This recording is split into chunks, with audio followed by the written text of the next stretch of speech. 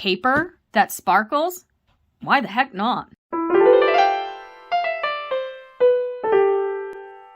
Hi, Shanna Rowe Jackson here from Caution Artist at Play. Welcome back to my channel where I do all things art related. And today I am going to be trying out this jazzy little paper by Paul Rubens. I'm pretty excited about this paper because it has sparkles in it. Yes, that's right. I'm a hippy-dippy unicorn-loving little weirdo. Hence the fact that I'm dressed like an Easter egg today. Happy Easter, by the way. And so as soon as I heard about this paper, I had to get it. This video was not sponsored, by the way. I did purchase this paper myself. And yeah. So this paper is their hot press paper. They have a cold press paper as well that is just like this, but orange. I didn't buy any of that, so I might, if I fall in love with this, I might have to try the cold press as well as a comparison. They say that this is handmade and it's 100% cotton, so it should be a nice quality paper. But yeah, let's take a look at this precious magical paper. This is their 5x7 size, or like a little bit bigger than 5x7, which is good because it can give us a border. Take a look. A nice little sleeve that it's in. And how cute is their packaging? I think they're well known for their packaging. All right, let's take a look at it. So far, it looks like regular paper. Pretty good weight to it, but I feel like it might be, I don't know. I'll have to look it up and I'll let you know in the voiceover what the actual weight is if it's on there. You can slightly see it. Let me see if there we go. Look at that shimmer and shine. Super pretty. I am very excited. Now, I don't know how well the sparkles are going to show through, but watercolors are transparent by nature. I mean, there's a few that are opaque, but for the most part, so hopefully it'll show through. But if not, hopefully it's a good quality watercolor paper in general. So I'm not just going to be looking for the sparkles. Of course, I'm going to see how well it holds up just with general use. But yeah, I think I'm going to do a small landscape today. I think I want to paint just a tree on a sunny day because I love me some trees. And I'll be using my Holbein watercolors today because that's my go-to palette right now. I don't have any Paul Rubens watercolors yet. At some point in my life, I most likely will, especially if I fall in love with this paper. I don't need more watercolors. I don't need them, but at some point I might try them because I've heard good things about their watercolors as well. But for today, I'm going to be using the Holbein. Let's see how this paper does. Okay, so starting out on my little project now, I am using some acid-free tape to tape down the paper, and I'm just using the backing of an old sketch pad or something. And I wanted to tape it down for multiple reasons. Obviously, I want to prevent warping, but also I wanted to see how it handles tape being peeled off of it. And I didn't film that part, but I can say I didn't have any issues pulling this tape off. This is a low-tack tape. I don't know how it would be with like washi tape or anything like that because I don't use washi tape or anything. But for this low-tack artist tape, it works great. And then I sprayed the paper itself with a water bottle because I wanted to get nice soft clouds, and I also wanted to see how much water this paper could handle. This is a 300 GSM 140 pound paper. I wasn't sure of the weight because the front does say 300, but the rest of the writing is in Chinese and I only read English, so I wasn't sure if they were trying to say it was 300 pounds or 300 GSM. So of course I looked up the Amazon listing and of course it was 140 pounds, 300 GSM. And so it's not the heaviest weight paper you'll get, but it's obviously not the lightest weight paper you'll get either. 140 pound is perfectly fine. And I can honestly say for the amount of water I used, there was very minimal warping. I was really impressed with that. I didn't experience really any warping and it dried really flat, especially since I left it taped until it dried. It came out perfectly fine. And then I'm just laying in some background trees. I'm being very watery in the beginning, and then I'm using less water as I go on to get details. Now, this part is a little strange because I'm putting in the background instead of like masking out the main tree, which normally I would do. But when I was working on the sky, I discovered that things lift off this paper really easily, and so I wanted to see just how much I could lift off this paper. Now, part of that obviously is going to be whether or not the colors are staining and the type of watercolors that you're using, but I wanted to see how easy it was to make corrections on this paper, and you will see me do that later on when I lay in the main focal point, which is a tree in the foreground.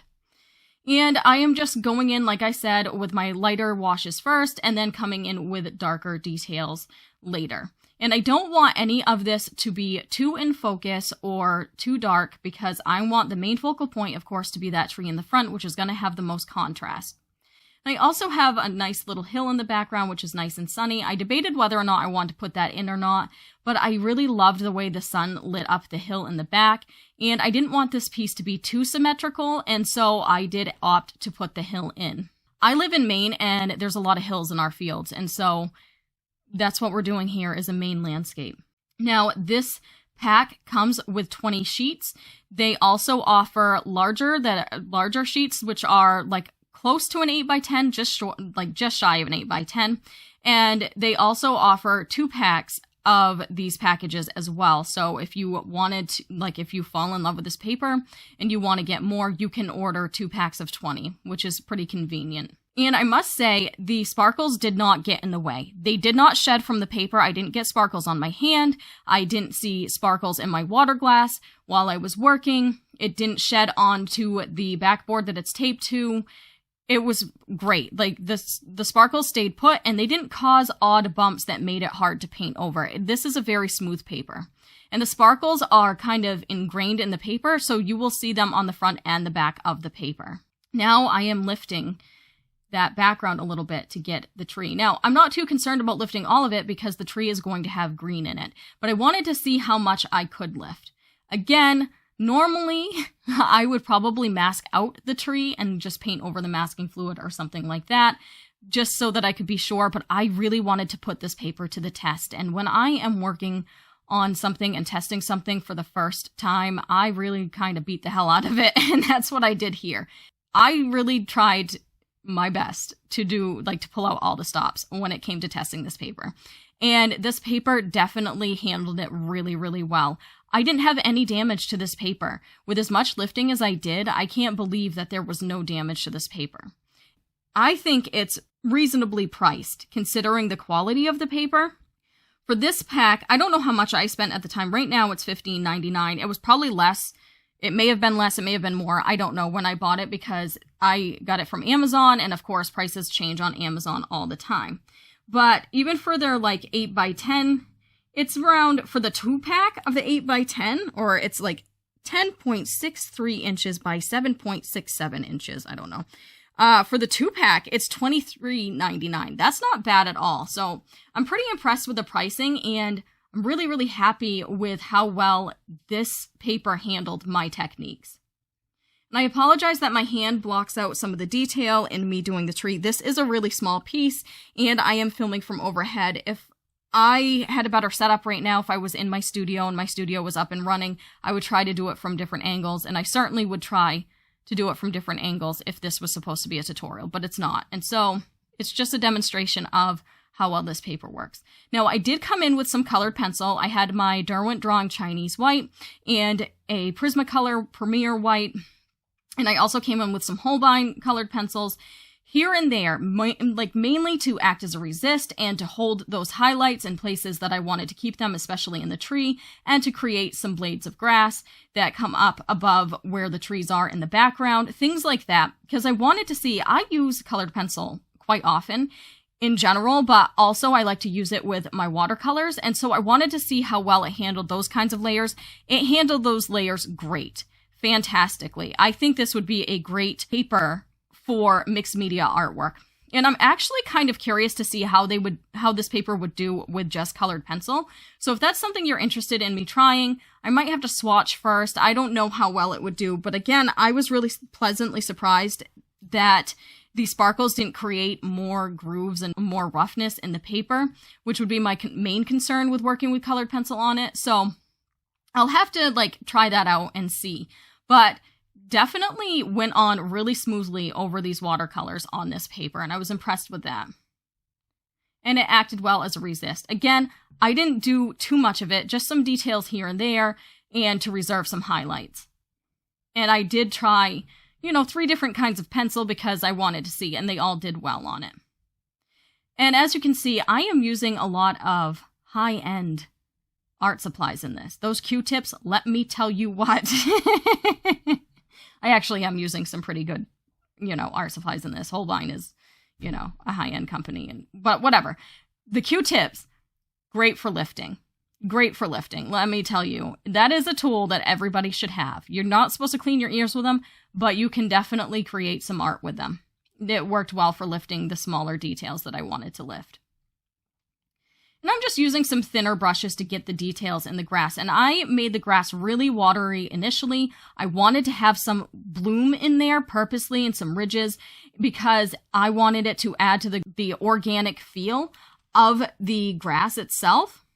And I am just kind of doing upward strokes with my brush to create the feeling of grass. And then later on, I'll come in with some more detail. And then I glaze yellow right over it because I want this to feel like a warm summer day. And I really wish it was a warm summer day because it's April, officially April. However, it is windy as heck outside. I don't know if you can hear that in the voiceover. But it's been chilly and windy. And these are the days, this painting that I'm doing right now, those are the days that light my soul. As long as it's not too humid, because I don't like sticking to myself. The humidity kills me. But I love blue skies with white fluffy clouds, and I love trees, and I love green grass. Like, trees and skies are my favorite subject of all time, probably when it comes to landscapes. And so you're going to see that often in my artwork. And I've actually painted a larger version of this scene in black and white and acrylic, and that really helped me to figure out how I wanted to approach this painting. And because this is small, it didn't take me too long to complete. It was probably a little over an hour because there was some dry time in there. I didn't use a hairdryer or anything to dry things. But like I said, I came in watery, and then sometimes I would let things dry to come in with the actual detail on the tree and the grass and things like that. And then I like to kind of dance around with my brush when I'm working in something organic. Like, this is a lot of fluffy grass, but there's leaves, and there are all kinds of sticks and twigs and things like that that are mixed in. But there's also some flowers, which are, in the reference photo, the flowers are mainly yellow, and so it's kind of hard to see because it blends in with the grass. So I didn't try to focus too much on making flowers. I just kind of did like little shapes, and I actually lifted out little circular kind of shapes in the grass to kind of give that fluffy look of the flowers, but I wanted the main focal point to be the tree, and so I didn't try to put in the detail of specific flowers in there. I just kind of implied them. One thing I was worried about was whether this would be too reflective to scan, and it actually didn't cause an issue. It just kind of makes the paper look speckled. I'll pop up an example here of it scanned in. And I'm not using any particular kind of brushes. I think I have some Artify brushes and I don't know, a few other cheapies I bought from Amazon. These brushes aren't necessarily made specifically for watercolor. I think they're just Taklon brushes, but they did the job. I didn't bother digging out my actual watercolor brushes, which I probably should have, but you know what? I liked the end result of this painting, so it really didn't end up mattering. The brushes worked fine for what I needed. I'm not a brush snob. I'm just not. I tell you though, I really, really enjoyed working on this paper. It took a lot of layers. Now, in the places where there's a lot of layers, you're not going to be able to see the sparkles as well. I did have to use some opaque white in some of the branches in the middle of the tree and things like that where I couldn't lift the detail out exactly the way I wanted because I just wasn't able to get it out because I had, painted enough layers at that point.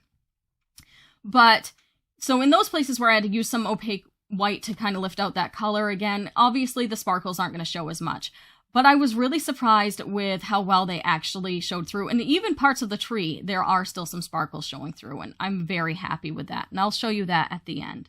Okay, so I think I'm going to call this done. I might end up doing some more touch-ups later, but I'm really happy with how it has come out. And look at this. It still sparkles, especially in the sky and in the grass.